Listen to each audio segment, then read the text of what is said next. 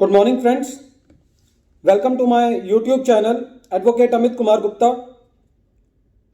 Prohibition of बेनामी property transaction act 1988 की series में आज जो हम डिस्कस करेंगे कि बेनामी ट्रांजैक्शन होती क्या है। बेनामी ट्रांजैक्शन को सेक्शन 2 सबसेक्शन 9 के अंदर डिफाइन किया गया है। पूरे एक्ट को समझने के लिए, पूरे प्रावधान को समझने के लिए, यदि हमें बेनामी ट्रांजैक्शन समझ में आ जाती है कि बेनामी ट्रांजैक्शन क्या है, तो बाकी तो सारी चीज़ें प्रोसीजरल हैं कि किस तरीके से कार्रवाई की जाएगी, इनिशिएटिंग ऑफिसर कैसे नोटिस देगा, उसको किसकी अप्रूवल लानी है, फिर उसके बाद वो प्रॉपर्टी को प्रोविजनली अटैच कर सकता है, और सारी चीज़ें जो हैं वो एक कॉन्सिक्वेंशियल है। लेकिन सबसे पहले एक ट्रांजैक्शन को बेनामी के दायरे के अंदर लाने के लिए उस बेनामी ट्रांजैक्शन के फीचर्स को समझना, उसकी कैरेक्टरिस्टिक्स को समझना, उसके नेचर को समझना बहुत जरूरी है। सेक्शन 2 सबसेक्शन 9 के अंदर बेनामी ट्रांजैक्शन की डेफिनेशन दी गई है। मोटे तौर पे यदि हम बेनामी ट्रांजैक्शन को देखें तो बेनामी ट्रांजैक्शन को कैसे डिफाइन किया जाएगा। ए benami transaction or transfer means a transfer to a person who merely acts as an ostensible owner in place of real owner whose name is either unknown or not disclosed।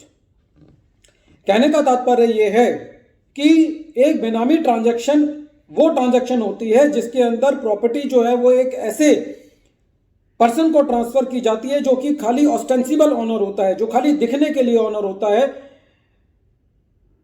और जो real का owner होता है वो दूसरा owner होता है। जो रियल ओनर हो सकता है वो हो सकता है कि वो नोन भी हो, अननोन भी हो, और उसका नाम डिस्क्लोज हुआ भी हो या नहीं भी हुआ हो। तो कहने का मतलब है कि जो रियल ओनर होता है और जो ऑस्टेंसिबल ओनर होता है, ऑस्टेंसिबल ओनर का मतलब जो प्रत्यक्ष ओनर होता है, जिसके नाम में रजिस्ट्री की जाती है, जिसके नाम में प्रॉपर्टी ली जाती है, वो दो अलग अलग होते हैं। The decision whether a transaction is बेनामी ट्रांजैक्शन और not depends entirely upon the beneficiary. एक प्रॉपर्टी जो है वो बेनामी है या नहीं, ये पूरी तरीके से बेनिफिशियरी पे निर्भर करेगी। उसका कारण ये है कि सपोज करो कि बेनिफिशियरी कह देता है कि साहब मैं उसका बेनिफिशियरी नहीं हूं, और ये प्रूव नहीं होता कि पैसा बेनिफिशियरी ने दिया था, तो फिर तो जो ऑस्टेंसिबल ओनर है वही बेनिफिशियल ओनर है। तो जो बेनामी ट्रांजैक्शन है वो एंटायरली बेनिफिशियरी पर जो है वो निर्भर करती है। अब हम आते हैं सेक्शन 2 सबसेक्शन 9 पर। सेक्शन 2 सबसेक्शन 9 डिफाइंस बेनामी ट्रांजैक्शन as follows। बेनामी transaction means a transaction or arrangement where a property is transferred to or is held by a person and the consideration for such property has been provided or paid by another person। सबसे पहले बात तो ये कहा गया कि एक बेनामी ट्रांजैक्शन क्या है, एक ट्रांजैक्शन है या अरेंजमेंट है। बेनामी एक्ट के अंदर ना तो ट्रांजैक्शन को डिफाइन किया गया है ना अरेंजमेंट को डिफाइन किया गया है। जो डेफिनेशन है वो शुरू ऐसे होती है, बेनामी ट्रांजैक्शन मींस का मतलब क्या है कि ये डेफिनेशन इंक्लूसिव नहीं है, ये डेफिनेशन एग्जॉस्टिव है। जहां पे भी किसी डेफिनेशन के अंदर मींस से शुरू होती है तो उसका मतलब वो डेफिनेशन जो है वो एग्जॉस्टिव होती है, वो डेफिनेशन डेफिनेट होती है। तो सेक्शन 2 सबसेक्शन 9 कैपिटल ए कहता है कि बेनामी ट्रांजैक्शन क्या है। जब एक प्रॉपर्टी ट्रांसफर की जाती है जो कि एक इंसान के द्वारा हेल्ड की जाती है, एक पर्सन के द्वारा हेल्ड की जाती है, और कंसीडरेशन जो है वो किसी और के द्वारा पे की जाती है या प्रोवाइड की जाती है। अब इसके अंदर जो बात आती है वो ये आती है कि पेड और प्रोवाइडेड वर्ड दिया हुआ है। तो एक क्वेश्चन ये आता है कि जब कोई प्रॉपर्टी बैंक से लोन लेकर के ली जाती है तो उसमें तो कंसिडरेशन बैंक प्रोवाइड कर रहा होता है, पेमेंट बैंक कर रहा होता है, तो वो पेमेंट बैंक कर रहा होता है, वो कंसिडरेशन बैंक नहीं दे रहा होता। तो ये बात बिल्कुल क्लियर है कि जो बैंक से लोन ली हुई ट्रांजैक्शन है वो बेनामी में नहीं आएगी। लेकिन यदि हम डेफिनेशन देखते हैं तो वो कहता है प्रोवाइडेड और पेड। तो लोन ट्रांजैक्शन के अंदर तो जो पैसा है वो बैंक ने दिया होता है। तो प्रोवाइडेड और पेड को जो पढ़ा जाना चाहिए वो ऐसे पढ़ा जाना चाहिए, प्रोवाइडेड और paid should be read as consideration provided और पेड। जो बैंक है वो कंसिडरेशन पे नहीं करता, बैंक तो अमाउंट पे करता है। तो जो ए कैटेगरी है, सेक्शन 2 सबसेक्शन 9 की कैपिटल ए है, वो ये कहता है कि where a property is transferred to और is held by a person and the consideration for that such property has been provided और paid by another person. And का मतलब सेकंड कंडीशन भी पूरी होनी चाहिए, the property is held for the immediate और future benefit direct और indirect of the person who has provided the consideration. जो सेकंड पार्ट है वो ये कहना चाहता है कि पहली कंडीशन कि ये प्रॉपर्टी किसी और के नाम में खरीदी गई, पैसा किसी और ने दिया। सेकंड कंडीशन एंड, मतलब दोनों कंडीशन मिलके बेनामी ट्रांजैक्शन बनाएंगी कि जिस आदमी ने पैसा दिया है ये प्रॉपर्टी उसके या तो इमीडिएट बेनिफिट के लिए ली गई हो, या फ्यूचर बेनिफिट के लिए ली गई हो, या डायरेक्ट बेनिफिट के लिए ली गई हो, या इनडायरेक्ट बेनिफिट के लिए ली गई हो, तो वो ट्रांजैक्शन बेनामी कहलाएगी। फ्यूचर और प्रेजेंट का मतलब क्या है? सपोज करो बेनिफिशियरी कह सकता है कि साहब आज तो मुझे कोई बेनिफिट नहीं हो रहा, हो सकता है कि वो उसके बाद वो प्रॉपर्टी उसके बच्चे यूज करेंगे, तो उस केस में भी वो बेनिफिशियरी कहलाएगा। ऐसा हो सकता है कि उसको डायरेक्ट बेनिफिट ना मिल रहा हो, सपोज करो वो प्रॉपर्टी किराए पे चढ़ा दी हो, किसी आदमी से किराया आता हो और जो बेनामीदार है वो किराया कैश में लेकर के फिर दोबारा बेनिफिशियरी को वापसी करने जाता हो, तो वो बेनिफिट डायरेक्ट भी हो सकता है और इनडायरेक्ट भी हो सकता है। तो कहने का तात्पर्य ये हुआ कि जब पैसा कोई और देता है, प्रॉपर्टी किसी और के नाम में होती है और वो प्रॉपर्टी जो खरीदी जाती है वो बेनिफिशियरी के बेनिफिट के लिए खरीदी जाती है, तो वो ट्रांजैक्शन बेनामी कहलाएगी। ये जो डेफिनेशन थी वो सेक्शन 2 सबसेक्शन 9 कैपिटल ए आता है। इसके और भी पार्ट है बी सी डी, उनको हम डिफाइन करेंगे, लेकिन जो सेक्शन 2 सबसेक्शन 9 कैपिटल ए है उसके एक्सेप्शन दिए गए हैं। एक्सेप्शन क्या है कि ये वाली ट्रांजैक्शन बेनामी नहीं होंगी। पहला कौन सा है?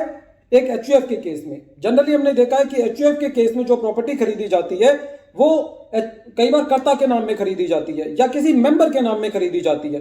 तो यदि कोई प्रॉपर्टी कर्ता के नाम में खरीदी गई है या किसी मेंबर के नाम में खरीदी गई है, लेकिन वो प्रॉपर्टी कर्ता के बेनिफिट के लिए, मेंबर के बेनिफिट के लिए और एचयूएफ के बेनिफिट के लिए है, और उस प्रॉपर्टी को खरीदने के लिए जो पैसा दिया गया है वो नॉन सोर्सेज से दिया गया है, तो वो प्रॉपर्टी, वो ट्रांजैक्शन बेनामी ट्रांजैक्शन नहीं कहलाएगी। जो इसका इंपॉर्टेंट पार्ट है वो ये है कि नॉन सोर्सेज का मतलब है कि उस पैसे पे टैक्स दिया जा चुका हो, वो पैसा ऐसा ना हो कि किसी गलत तरीके से पैसा कमाया गया हो। तो एचयूएफ के केस में यह अपवाद दिया गया है कि यदि प्रॉपर्टी कर्ता के नाम में है, किसी मेंबर के नाम में है, और वो प्रॉपर्टी जो है वो कर्ता के बेनिफिट के लिए या मेंबर के बेनिफिट के लिए या एचयूएफ के मेंबर्स के बेनिफिट के लिए है, तो उस केस में बेनामी, वो ट्रांजैक्शन जो है वो बेनामी ट्रांजैक्शन नहीं होगी। इसमें सेकंड जो अपवाद आता है वो ये आता है कि हमने देखा है कि कुछ केसेस के अंदर जो प्रॉपर्टी होती है वो एंटिटी के नाम में नहीं खरीदी जाती। फॉर एग्जांपल पार्टनरशिप के केस में प्रॉपर्टी पार्टनर्स के नाम में हो सकती है, ट्रस्ट के केस में प्रॉपर्टी ट्रस्टीज के नाम में हो सकती है, कंपनी के केस में प्रॉपर्टी जो है वो डायरेक्टर्स के नाम में हो सकती है। तो उन सब केसेस के अंदर जहां पे फिड्यूसी रिलेशनशिप होता है वहां पे वो ट्रांजैक्शन जो है वो बेनामी ट्रांजैक्शन नहीं होगी। फिड्यूसी रिलेशनशिप जो है वो जो 3 केस होते हैं, जैसे एचयूएफ है, एचयूएफ और कर्ता है, डायरेक्टर्स और कंपनी है, पार्टनर्स और पार्टनरशिप फर्म है, ट्रस्टी और ट्रस्ट है। इसके अलावा भी फिड्यूसी रिलेशनशिप हो सकते हैं, जैसे प्रिंसिपल और एजेंट है, एग्जीक्यूटर एंड लिगेटी है, गारंटर एंड वार्ड है, board members and share holders है, प्रमोटर और स्टॉक होल्डर्स है, और ट्रस्टी और बेनिफिशियरी है। तो ये सारे फिड्यूसी रिलेशनशिप हो सकते हैं, इनके अलावा भी हो सकते हैं। लेकिन बात यह आती है कि फिड्यूसी रिलेशनशिप वो होना चाहिए जो एक्ट से बना हो, जो कानून से बना हो। आप ये नहीं कह सकते कि साहब 2 दोस्त मिले, उन्होंने आपस में प्रॉपर्टी खरीद ली और वो फिड्यूसी रिलेशनशिप के अंदर एंटर कर गए। तो fiduciary relationship should not be created by the person, it should be created by the law, like in the case of partnership and you can say in the case of a company and director. So the second exception is that when a person standing in a fiduciary capacity for the benefit of another person towards whom he stands in such capacity and includes a trustee, executor, partner, director of a company, depository और a participant as an agent of a depository under depository act. जब हम shares खरीदते हैं तो जो shares होते हैं वो डिपॉजिटरी के पास पड़े होते हैं और बेनिफिशियरी हम होते हैं, तो उस केस में ये नहीं कहा जाएगा कि ये शेयर्स जो हैं वो बेनामी ट्रांजैक्शन का पार्ट है।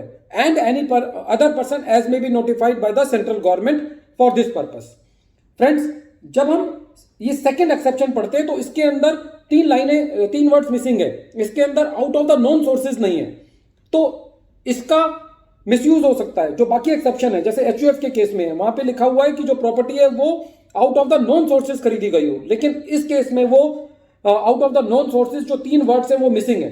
इसका मतलब ये हुआ कि यदि कोई कंपनी ऐसी प्रॉपर्टी खरीदती है जिस डायरेक्टर के नाम पे खरीदती है और उस पैसे से खरीदती है जिस जो पैसा ब्लैक मनी है या उसके ऊपर टैक्स नहीं दिया गया है, तो वो क्या इस अफवाद से बाहर आ जाएगी? तो ये एक लिटिगेशन का पॉइंट है। आगे आने वाले टाइम में पता चलेगा कि जो out of the non sources words जो इस क्लॉज से बाहर हो गए हैं, एक्सेप्शन की क्लॉज से, उसका क्या सिग्निफिकेंस है।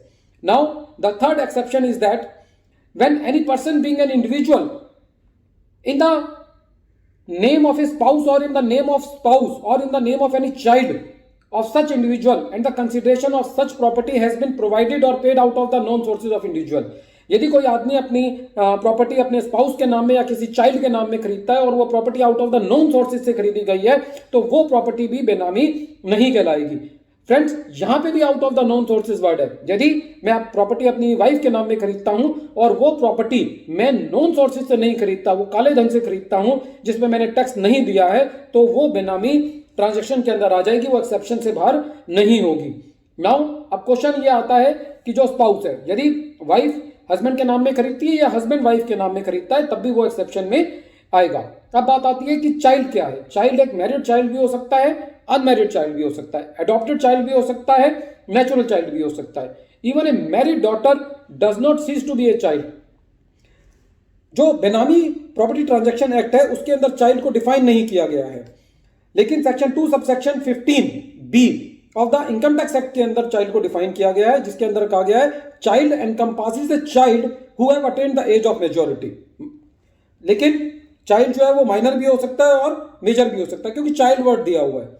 अब जो फोर्थ एक्सेप्शन आता है any person in the name of his brother or sister or linear ascendant और descendant where the names of the brother or sister or linear ascendant or descendant and the individual appears as joint owner in any document and the consideration of such property has been provided or paid out of the known sources।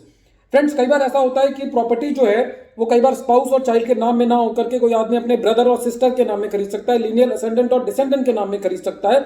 लेकिन वो exception में तब आएगा जब जिस individual ने property अपने brother या सिस्टर के नाम पे खरीदी है और जिसने खरीदी है वो उनके साथ ज्वाइंट नेम में अपीयर करता हो। कहने का तात्पर्य यह हुआ कि यदि मैंने प्रॉपर्टी अपने ब्रदर के नाम में खरीद ली तो वो बेनामी के डेफिनेशन के अंदर आ जाएगी, यदि पैसा मैंने दिया है और प्रॉपर्टी मैंने अपने ब्रदर के नाम में खरीदी है। यदि मुझे बेनामी ट्रांजैक्शन के दायरे से बाहर आना है तो मुझे अपना नाम ज्वाइंटली देना होगा। अब बात आती है कि लीनियर असेंडेंट और डिसेंडेंट की। ए लीनियर डिसेंडेंट और ascendant is a blood relative in the direct line of descendants, जो वो ब्लड रिलेशन में आना चाहिए। और जो section 25 of the Indian succession act 1925 defines legal consanguinity. ये होता क्या है, वो section 25 of the Indian succession act 1925 के अंदर दिया गया है, जिसने लीगल कॉन्सेंजेनिटी को डिफाइन किया है। नाउ जो सेक्शन 2 सबसेक्शन 19 का जो कैपिटल बी है, अब जो दूसरा आता है कि जिसके अंदर ये कहा गया है कि बेनामी ट्रांजैक्शन क्या होगी। ए ट्रांजैक्शन और an arrangement in respect of a property carried out और made in a fictitious name. जो क्लॉज ए था उसके अंदर यह कहा गया कि ऐसे नाम में खरीदी गई प्रॉपर्टी जो बेनामीदार है और जो नॉन तो है, लेकिन कई बार ऐसा होता था पुराने टाइम में कि एक ही नाम है और उसके अंदर उसके बहुत सारे राशन कार्ड बने हुए हैं। लेकिन अब तो खैर आधार का टाइम है तो एक ही आदमी जो है वो 2 नामों से नहीं रह सकता। लेकिन यदि कोई प्रॉपर्टी पुरानी ऐसी है जो कि कोई ऐसे नाम में खरीदी गई है जो आदमी ही एग्जिस्ट नहीं करता, जो फिक्टिशियस है, वो झूठा है, जो एग्जिस्ट ही नहीं करता, तो उस केस में भी वो ट्रांजैक्शन जो है वो बेनामी कहलाएगी, जहां पे आप बेनामीदार को ट्रेस ही नहीं कर सकते, यही नहीं बता सकते कि वो है कौन, वो रहता कहां है, उसका एड्रेस क्या है और उसका क्या सिग्निफिकेंस है। नाउ सी पार्ट आता है, ए ट्रांजैक्शन और an arrangement in respect of a property where the owner of the property is not aware of or denies knowledge of such ownership।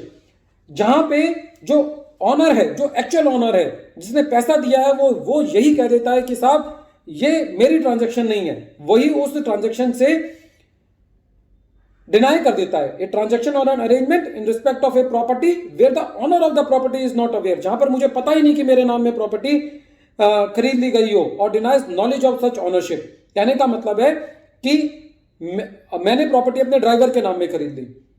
ये पुराने केसेस में हो सकता था, पुराने टाइम में हो सकता था, अब नहीं हो सकता, क्योंकि अब तो जब प्रॉपर्टी खरीदी जाती है तो बकायदा रजिस्ट्रार के यहाँ जाते हैं, वहां पे उसका फोटो खींचता है, वहां पे उसका आधार कार्ड लगता है, वहां पे उसके फिंगर टिप्स लगते हैं। कहने का मतलब है कि जहां पे जिसके नाम में प्रॉपर्टी ली गई है वो ये कह देता है कि साहब ये मेरी प्रॉपर्टी है ही नहीं, मुझे पता ही नहीं कि ये मेरी प्रॉपर्टी है, तो उस केस के अंदर ये कहा जाएगा कि वो ट्रांजैक्शन जो है वो बेनामी ट्रांजैक्शन है फ्रेंड्स। और जो डी है, सेक्शन 2 सबसेक्शन 9 कैपिटल डी है, वो ये कहता है कि a transaction or arrangement in respect of a property where the person providing the consideration is not traceable or fictitious. तो जो पहले क्लॉज में आ गया वो ये कहता है कि जिसके नाम में प्रॉपर्टी खरीदी गई वो फिक्टिशियस है। अब इस डी क्लॉज के अंदर कहता है कि जिसने पैसा दिया वो भी फिक्टिशियस है। यदि जिसने पैसा दिया वो बंदा भी फिक्टिशियस है, वो भी ट्रेसेबल नहीं है, तो वो ट्रांजैक्शन भी बेनामी ट्रांजैक्शन कहलाएगी। कहने का तात्पर्य ये हुआ कि जिसके नाम पे प्रॉपर्टी खरीदी गई या जिसने पैसा दिया, उन दोनों में से कोई भी आदमी फिक्टिशियस हो जाता है तो वो ट्रांजैक्शन बेनामी ट्रांजैक्शन कहलाएगी। फ्रेंड्स, इसका एक इसी सेक्शन 2 सबसेक्शन 9 के अंदर एक एक्सप्लेनेशन दी गई है। एक section 53 of the transfer of property act है, वो ये कहता है कि सपोज करो मैंने अपनी प्रॉपर्टी बेची, मैंने जिसको प्रॉपर्टी बेची उसने कंसिडरेशन दे दी, मैंने उसको पोसेशन दे दिया, लेकिन अभी इसकी रजिस्ट्री होना बाकी है। तो देखा जाए तो ये प्रॉपर्टी मेरे नाम में है, लेकिन इसका पोसेशन किसी और के नाम में है, तो एट द फेस ये जो है वो बेनामी ट्रांजैक्शन के अंदर जा सकती है। तो इस ऐसी सिचुएशन को कवर करने के लिए एक एक्सप्लेनेशन प्रोवाइड की गई कि यदि section 53A of the transfer of property act के अंदर यदि ऑनर जो है वो है जिसने कंसिडरेशन दे दी है, लेकिन एक्चुअल ऑनर कोई और है, तो वो बेनामी ट्रांजैक्शन नहीं कहलाएगी। लेकिन इसके लिए 3 कंडीशंस का पूरा होना जरूरी है। पहली ट्रांजैक्शन ये है कि जो पहली कंडीशन है वो ये है कि the consideration for such property has been provided by whom possession of the property has been allowed, but the person who has granted possession thereof continues to hold ownership of such property। कहने का मतलब यह है कि जिस आदमी ने property बेची है, पहली कंडीशन यह है कि वो उसका लीगल ओनरशिप उसकी हो, लेकिन उसने पोसेशन दे दिया और ये पोसेशन किसी और के पास हो, क्योंकि section 53A of the transfer of property act तभी लगता है जब मैंने अपना पोसेशन दे दिया हो, उसने कंसीडरेशन पे कर दी हो, लेकिन अभी ऑनरशिप ट्रांसफर ना हुई हो। सेकंड कंडीशन क्या है कि वो जो ट्रांजैक्शन हुई है उसके ऊपर स्टैंप ड्यूटी दे दी गई हो। तीसरी कंडीशन ये है कि ये कॉन्ट्रैक्ट जो है वो एग्रीमेंट टू सेल जो है वो रजिस्टर्ड होना चाहिए। फ्रेंड्स, जितने भी पावर ऑफ अटॉर्नी के ऊपर सौदे होते हैं वो देखा जाए तो यदि इस डेफिनेशन के थ्रू जाया जाए तो वो सारे सौदे जो हैं वो बेनामी ट्रांजैक्शन की डेफिनेशन में आ जाते हैं।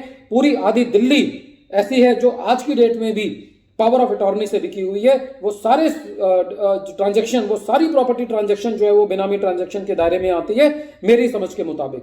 तो ये जो एक्सप्लेनेशन दी गई है ये बहुत खतरनाक है, क्योंकि जब भी बहुत जगह ऐसा होता है कि जहां पे पोसेशन दे दिया जाता है, कंसिडरेशन आ जाती है, लेकिन स्ट्रिक्ट सेंस में देखा जाए तो वो बेनामी ट्रांजैक्शन नहीं है। लेकिन क्योंकि ना तो वो एग्रीमेंट रजिस्टर्ड होता, ना स्टैंप ड्यूटी पे की गई होती है, तो उन केसेस के अंदर वो सारी ट्रांजैक्शन जो है वो बेनामी ट्रांजैक्शन के दायरे में आ सकती हैं, इसलिए ऐसी ट्रांजैक्शन से बचें। अब बात आती है कि जो हमने जब शुरू किया तो जो ये डेफिनेशन है वो मीन से शुरू होती है। तो मीन्स का मतलब ये है कि ये डेफिनेशन जो है वो इंक्लूसिव नहीं है, लेकिन डेफिनेशन जो शुरू होती है वो अरेंजमेंट और ट्रांजैक्शन वर्ड से शुरू होती है। इन ट्रांजैक्शन और अरेंजमेंट वर्ड को डिफाइन नहीं किया गया है, लेकिन यदि हम उनका जर्नल मतलब देखें तो इतना बड़ा मतलब है कि प्रैक्टिकली ये अरेंजमेंट और ट्रांसफर वर्ड जो है वो इस डेफिनेशन को इंक्लूसिव बना देते हैं। The term transaction or arrangement has not been defined under the act. Ordinarily transaction means, what is transaction? Transaction means exchange of goods or services between two or more persons. Parties generally includes transfer also. जो arrangement है उसके अंदर transfer भी include होता है। एक बहुत famous case है in K V Kuppa Raju versus government of India.